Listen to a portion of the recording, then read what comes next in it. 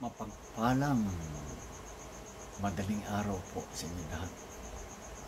Oras po ngayon, alas 3:10 na madaling araw.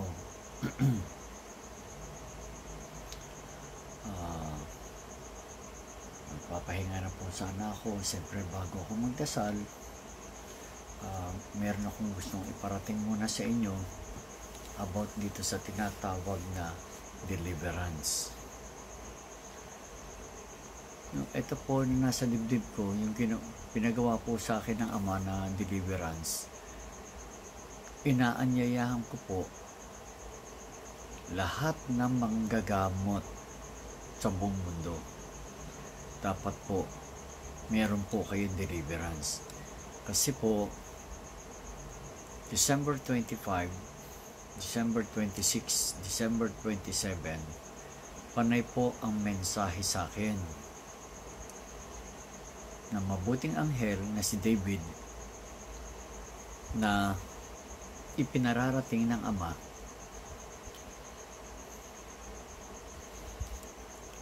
ang paghahari ng kanyang anak, ng ating Panginoon Hesus, para sa kaligtasan ng lahat.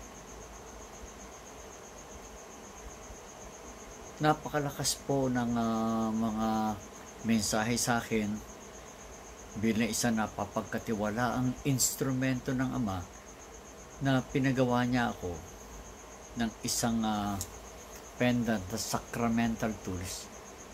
Dahil ito po, nandito po yung mga herbs na, nandito po yung century na kamagong, tsaka yung mga herbs na sinukuan, pangkalahatan na po, upang mawala at makalaya tayo sa gapos ng mga pahirap na ginagawa ng demonyo. Puro po mensahe, puro po mensahe. Mga kapatid ko, para po ito sa lahat ng manggagamot, lahat po ng tao na hindi matapos-tapos ang problema. Malaki po ang maitutulong ng kwintas na ito ng sacramental tools. Napakalaki po ang maitutulong, mga kapatid ko. Sa totoo lang po, kung iaano nyo ang halaga nito, nagkakahalaga po ito ng 4,500 pesos only. Bakit po only? Kasi po, mga kapatid, lahat na ng uri ng problema, pagkakaroon po ng linaw o liwanag upang magkaroon po ng solusyon lahat ng problema. Ang isang magandang balita po, samantalahin niyo na to, mga kapatid, nakapromo po ito ng 1,000 only. Itong month of January. Pagdating po ng February, babalik na po ito sa regular price. Ito po yun, mga kapatid. Napakaganda po ng larawan ng ating Panginoon Hesus. Yan po.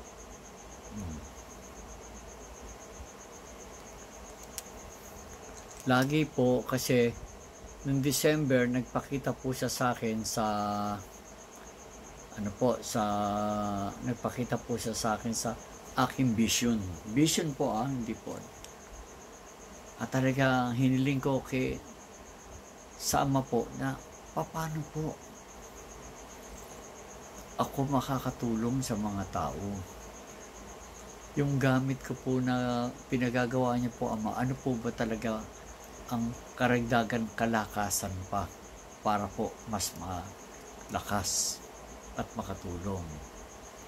Ang sagot po sa akin, kilala mo ba ako?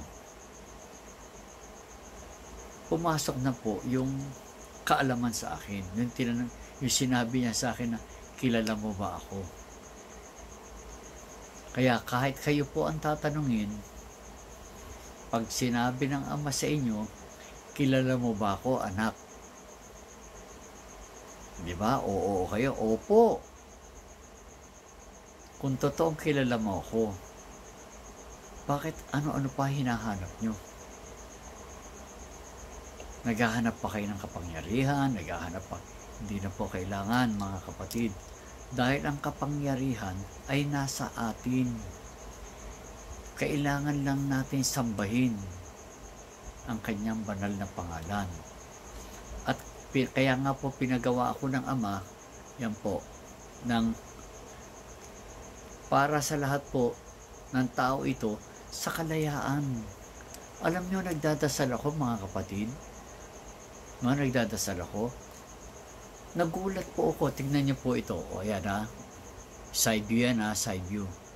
Side view, di ba? Tingnan niyo po yung anino. Yung anino ng Santo Niño. Anino po ng Santo Niño. Ayun. Napansin niyo anino ng Santo Niño? Ayun. Na yung side view nito. Yung side view na po ito. Ayan. Yan ha. Yung side view niya. O yan po. Yung side view.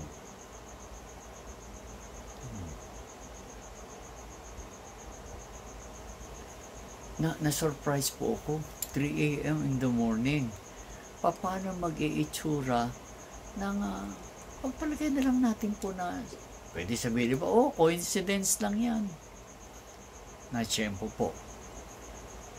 Bakit ganon? Ang tagal-tagal na po kung nandito. Wala naman ako nakikitang ganyang uri ng anino ng ating Santo Niño.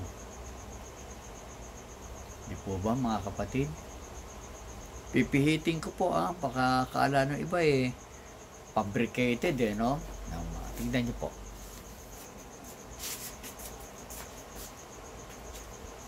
O, halimbawa po, aalisin ko to. Nung inalis ko po, ito po. Ipipihit ko po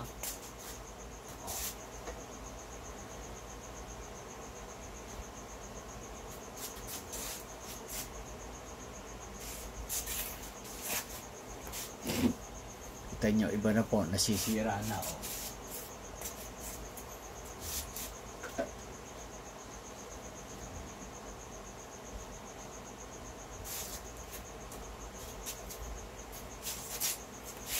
Iba na po, diba?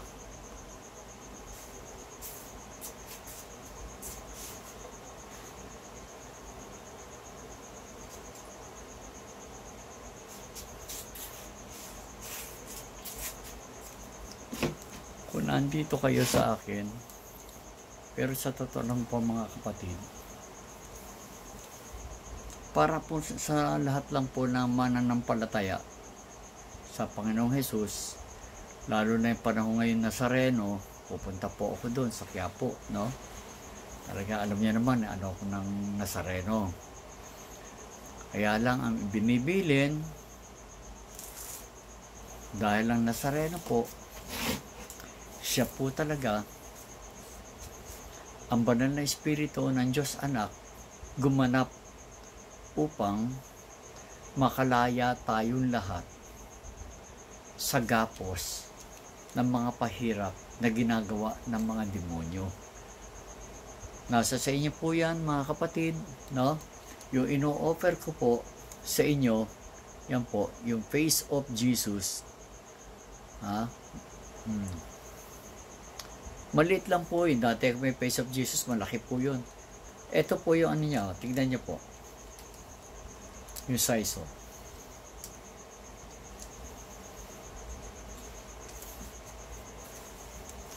napakaganda po sa kaya mga kapatid ko, samantalahin nyo, dahil samantalahin nyo po, dahil ang mga sponsor natin, 4 po sponsor, 3 sponsor, isang taga France, isang taga Switzerland, isang taga Japan, at saka isang taga Pilipinas. Ako po yun, taga Pilipinas. Nag-sponsor din po ako. Alang-alang po sa kalayaan ng lahat ng tao. na nakagapos. Alam niyo mga kapatid, lahat tayo, pati po ako, lahat po tayo, hindi nila tinitigilan. Kaya po ang problema, no? Yan po ang nagiging paraan ng mga demonyo upang ang tao ay magreklamo sa Diyos. Punong-puno ng problema, di ba? Ang ating kita nyo, ang ganda ng larawan ng Panginoong Hesus. Oh. Ang ganda po. Kasi ang materialis po nito mga kapatid, ang materialis nitong dignom na itim na to, talagang century na po. Plus, yung mga sinukuan, yung mga kahoy na nasa likod, napakabisa po upang magkalas ng mga gapos para sa kahirapan, yung mga sakit. Alam nyo mga kapatid ko, unang hiling ko, dahil sa hirap na ng aking kapatid sa kanyang mga problema, no? Hiniling ko kay Ama, nung ginagawa ko po ito, Ama, kung karapat dapat lang po nawa ang aking kapatid ay para sa inyo, kayo na po ang bahala. December 31, sumisigaw ang kapatid ko, Nay! Nay! Sigaw, Nanay! Naramdaman ko na sinusundo na siya. Pagdating po ng mga before 7, tinawag na ako ng mga pamangkin ko. Yun na nga po. Hindi na siya magising, hindi na siya nagpahirap, natutulog, nagkaroon na ng kalayaan. Meron din po ako ng isang kaibigan ngayon, puro din problema, no? Father, umorder pa lang ako sa'yo. Umorder pa lang po. Nakalaya na siya sa problema. Kalayaan sa problema. Kaya sabi ko po sa inyo, ang Panginoong Jesus, no? Kilala niyo ba? Kung kilala niyo ang Panginoong Jesus, no? Hindi niyo dapat tanggihan ito. Kasi po, ang sino man tumanggi, maging mga manggagamot, pag tumanggi kayo, sinabi ng Panginoong Jesus sa akin, ang tumanggi sa akin ay tatanggihan ko rin sa harapan ng aking Ama. Tandaan nyo, napakaliit na po, no, ng aking ibinigay na konting donasyon dito, no? Yung 4,500 ginawa ko ng 1,000 para po isang donasyon na makakatulong po sa ating mga kaluluwa para sa kaligtasan ng mga ibinibigay na problema ng mga demonyo. Kaya mga kapatid ko, papagpalang umaga po sa inyong lahat mga kapatid. Lalo-lalo na po, no? Tandaan nyo, kung ano mang uri kayo ng religion, respeto lang po. Hindi po tayo magkakaaway. Magmahalan po tayong lahat. Kung sakali iba kayo ng mga sekta pong ganon, okay lang po yun. Basta kung patungo kay Lord, kung sila patungo kay Lord, wala pong mali na patungo sa Ama. Yung ang mali po, yung gumagawa tayo ng kasamaan. Pero kung sinisikap natin siyang sambahin, kung ano po yun na pamamaraan ng iyong puso, kung paano ka sumamba ka. At tanging Ama lang ang may karapatan magpasya kung karapat dapat kanyang tanggapin, hindi po ang tao. Kasi, kung mo nakabasa po, hindi totoo yan, eto. Huwag po natin gawin yun. Tandaan niyo yung mga kapatid, ha? Dahil, nasa banal na aklat din, Hindi sila nakabasa.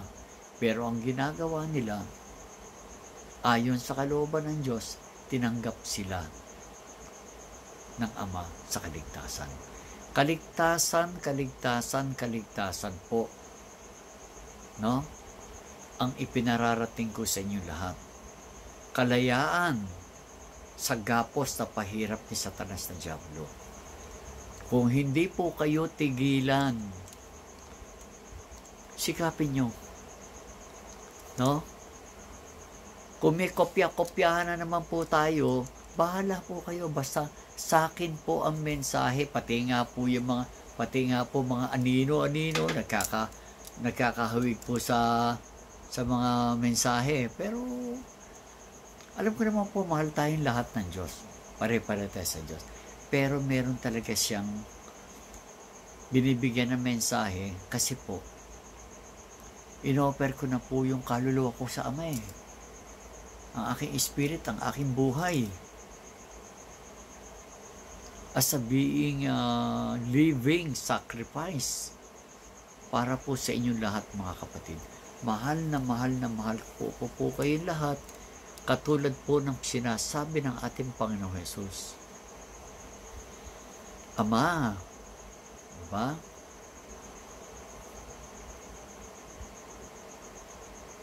Patawarin niyo po sila, hindi nila alam ang kanilang ginagawa.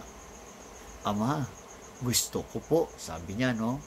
Kung ano yung kaluwalhatian din, tinamo ko, gusto ko rin maramdaman ng lahat ng tao na kumikilala sa inyo at sa akin ang kaluwalhatian. Kaya mga kapatid ko,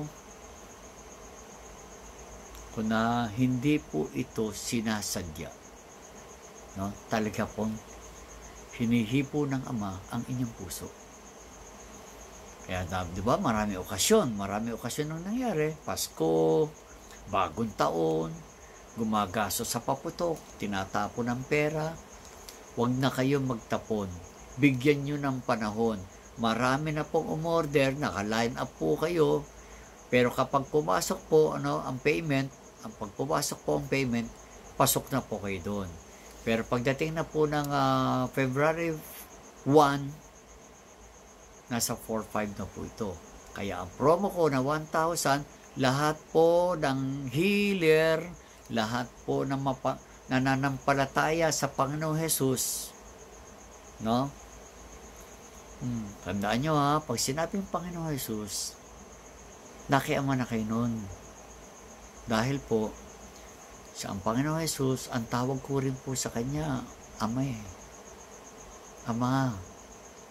Kasi po, may nag-ano nga sa akin, iba raw si Ama, iba ang Panginoong Jesus. Opo. Pero sinasabi ko naman, Ama ang tawag ko eh.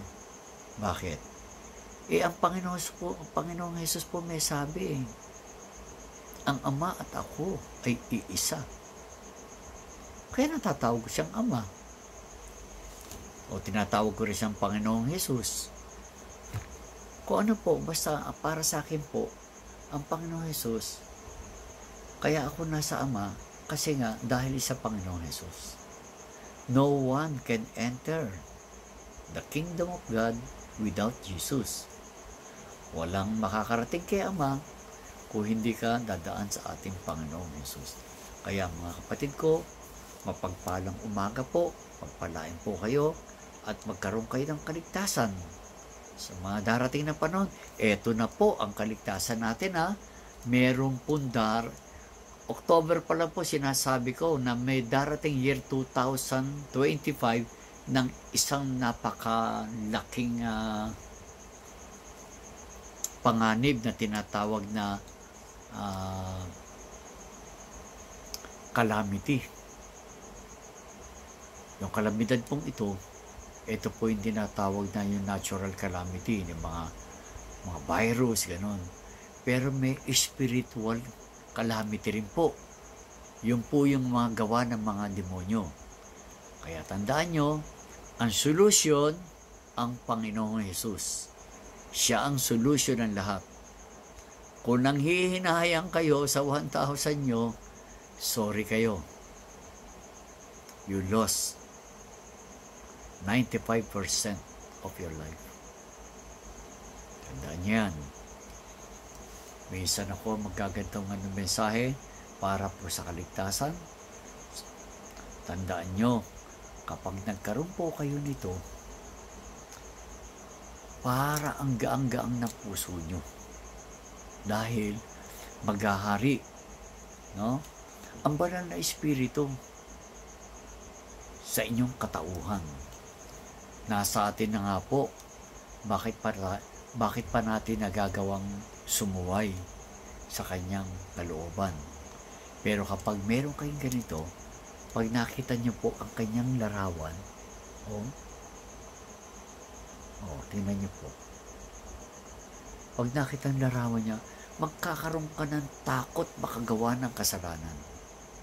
Dahil nasa iyo na ang larawan ng kaligtasan. Mahal na mahal ko po kayo lahat. Sa ngalan ng Diyos Ama, Diyos Anak, Diyos Espiritu Banal. Amen, Amen, Amen. Magandang madaling araw po. Salamat.